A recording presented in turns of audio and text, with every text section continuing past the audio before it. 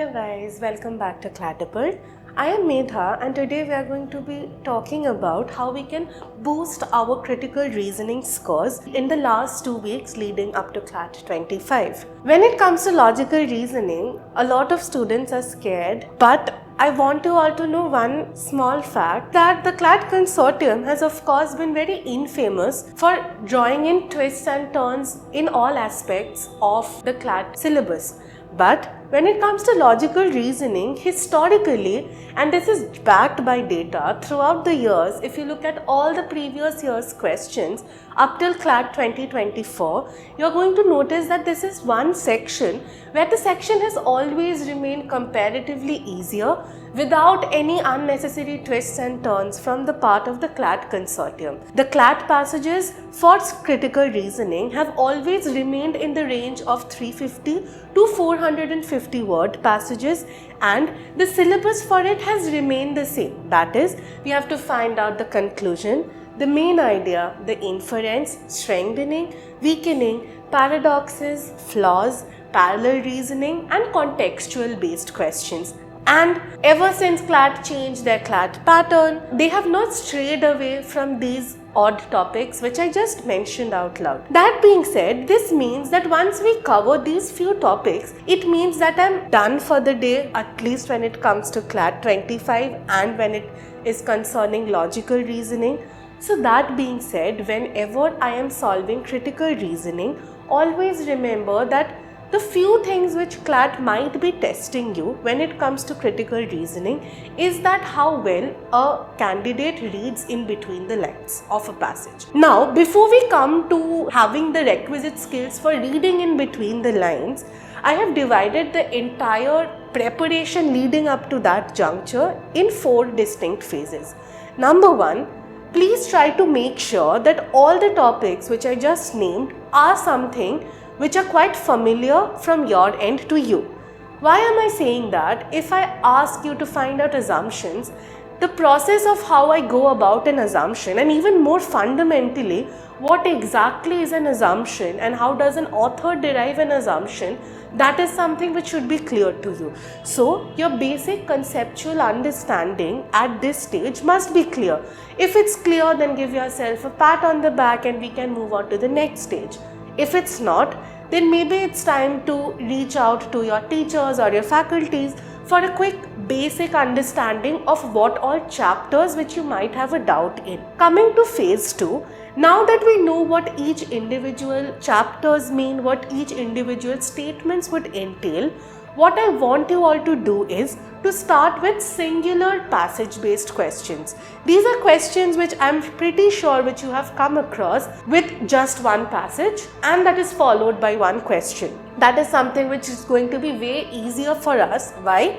Because there is much lesser information which we have to retain from our end. We just read 2 to 3 odd lines finished within 50 to 100 words and we have to answer a question based on that short passage. Make sure that all of us are done with 30 to 40 odd questions from each chapter in the phase 2 part of our preparation of boosting our scores. Phase 3. In phase 3, we have to find out how well are we with reading comprehension. Now I know you might be wondering how does RC, which is an English based topic, has its role in critical reasoning. As I stated, the only thing the CLAT consortium is testing when it comes to critical reasoning is how well I have understood a passage, how well I have read that particular passage, and for me to do that, I have to read a variety of information available.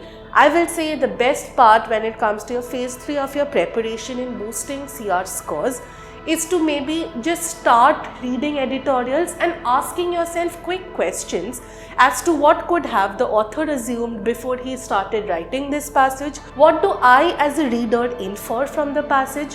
What do I think can be some of the facts or arguments which can build up this author's argument, and similarly vice versa, what are some of the facts which can break down this particular author's point. That being said, please carry out this exercise on your own whenever you're reading newspapers, and make sure that whatever you're doing is active reading. You have a pen or a paper in your hand ready, you're marking as you go, and always try to read in an offline mode. CLAT is offline, ALET is offline, your marks which you are giving, I'm pretty sure, or at least I'm hoping that they are also offline. So which is why there's no point in me reading online newspapers. Of course, if I don't have access to that, that's a different story altogether. But if you can, I would of course urge that you should read offline newspapers or offline resources. Now that I have tested my knowledge based on passages, I have read 15 to 20 odd passages on a topic which I'm not too comfortable with, for whose terms are not really clear. Once that ends, we are going to start with phase 4. Phase 4 consists of me giving sectionals and mocks. When I keep giving mocks, I see what are the parts or areas in critical reasoning which I'm lagging at. When it comes to sectionals, I can see that which are the areas or what are the kind of topics which I'm lagging behind.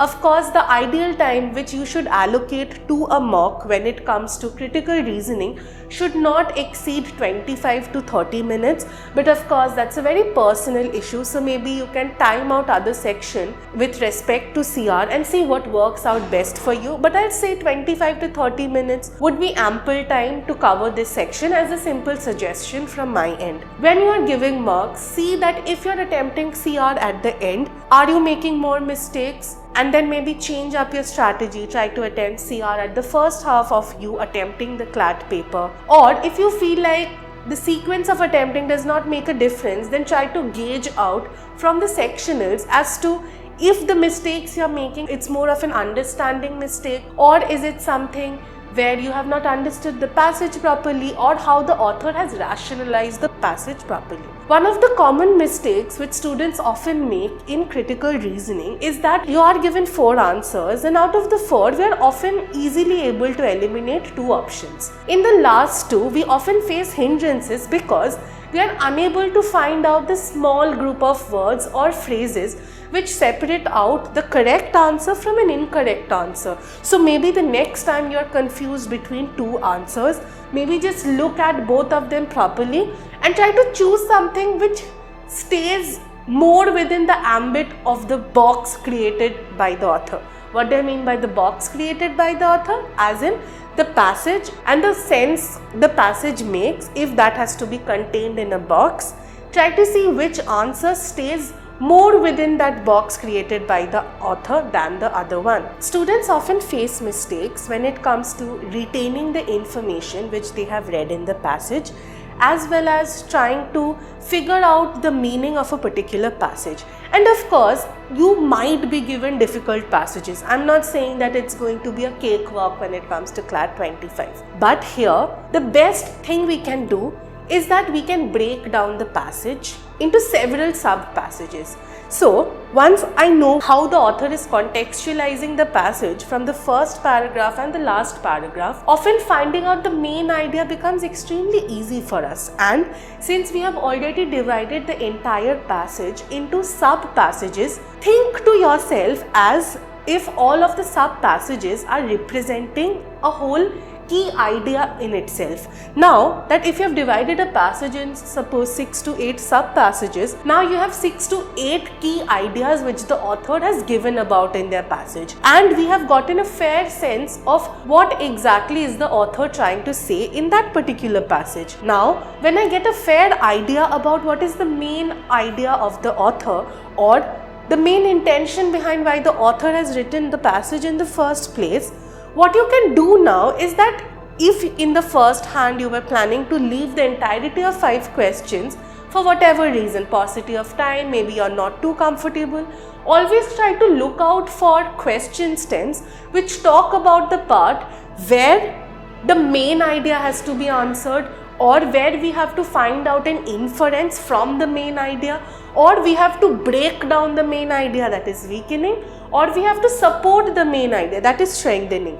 These are the type of questions which will not require you to read all the individual lines of the passage and comprehend those. These are the type of questions which we can very well answer by just smart guessing from our end, given that you have understand the main idea properly. That being said, even if I score a 2 or a 3 out of 5, in the first place when I was planning to leave the entire passage, that's of course a win on our end, and of course we are boosting our skills. So that being said, please try to implement these the next time you are solving critical reasoning and see how your scores soar. I wish you all the best for CLAT 25. Thank you so much.